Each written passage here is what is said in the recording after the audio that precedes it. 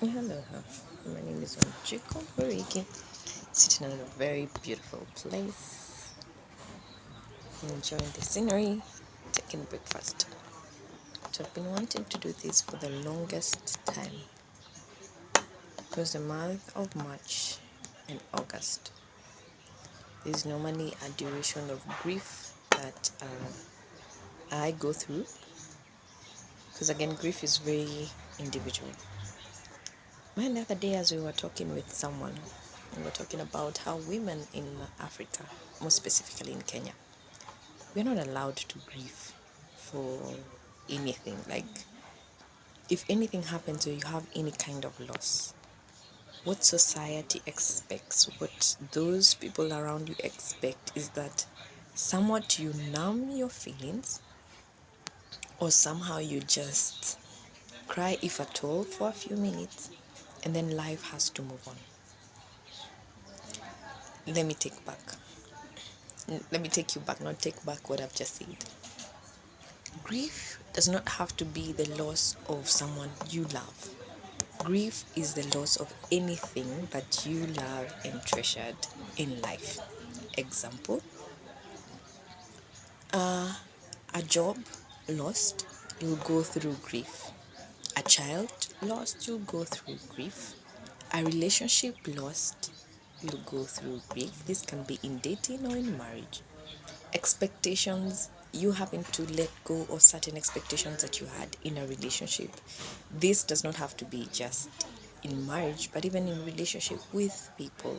In marriage, which is the major one, you go through grief, right? As psychologists, as psychiatrists, as doctors, as counselors, there are stages that we say grief, we need to go through the stages so that you can get to acceptance. But then what we don't say, or what is not very common, is that it's not a straight line. It's not assured that acceptance will come immediately after you've had your bargain. It is not 100% sure that you're going to go through shock as the first stage. It can be denial as the first one.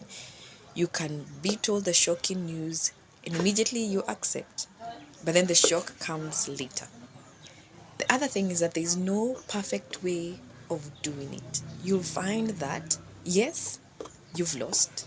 Yes, society, even when Chico is expecting you to go through it in a couple of days or in a couple of months, and then next year or a month from the date that you've gotten the news, you're moving on or life is moving on.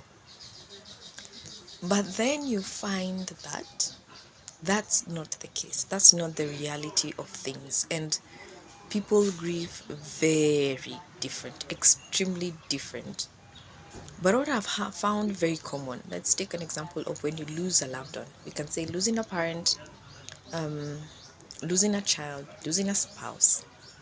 What happens is that during that season, even what has been very common to me, during that season, the majority of the visitors, and this comes from lack of knowledge, lack of knowing, they'll come and tell you, be strong, for don't let them see you crying, because if you cry, then you'll make the others cry, and you're the strong one in the family, or you're the parent, or you're the most responsible, like those things. Or everyone will get worried if you are the one who's crying. It's not right. Be strong.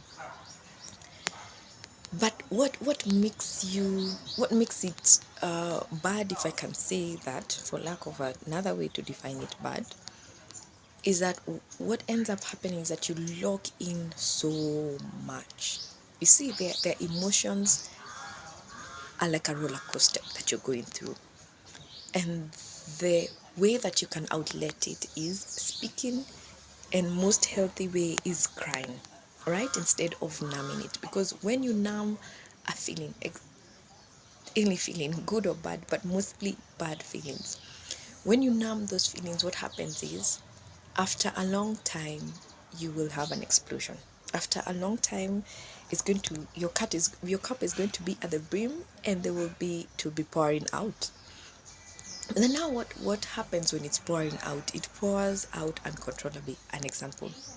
Like when you're making tea, boiling tea, the African way or the Kenyan way, Kikuyu way of doing it, Meru way of doing it is you put your, if you're making milk tea, you put your water, your milk, your tea leaves.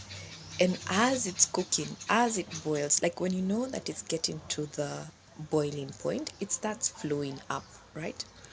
And if you don't do something to the fire, it's going to spill over. That is what happens to these emotions, right? That they end up spilling over to the people that you love and to the people that you are supposed to be strong for, to the people that you are supposed to be sensible to. And yet it's not their fault that you're not dealing with. Okay? So, as I've said, grief to every human being is very different, very unique. And I have lost 3 very close people to me.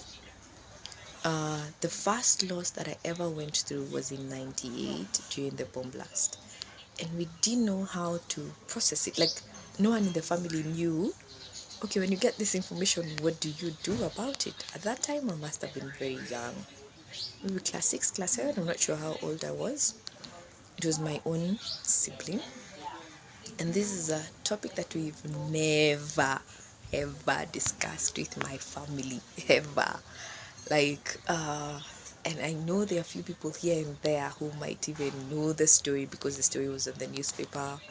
It was something very new. It was something that needed, investigation. It was just a big, like a really big